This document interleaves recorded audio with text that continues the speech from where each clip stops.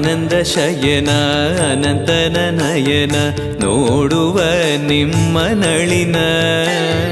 ವೀಣೆಯ ನುಡಿಸಿ ನಾದವ ಬೆರೆಸಿ ನಂದನ ಕರೆವ ಬದನ ಆನಂದ ಶಯನ ಅನಂತನ ನಯನ ನೋಡುವ ನಿಮ್ಮ ನಳಿನ ವೀಣೆಯ ನುಡಿಸಿ ನಾದವ ಬೆರೆಸಿ ನಂದನ ಕರೆವ ವದನ ಭಾಗ್ಯವಿದು ಗುರು ಭಾಗ್ಯವಿದು ಮಧುರಾಪತಿಯನ್ನ ನಟನ ಮಧುರವಿದು ಅದಿ ಮಧುರ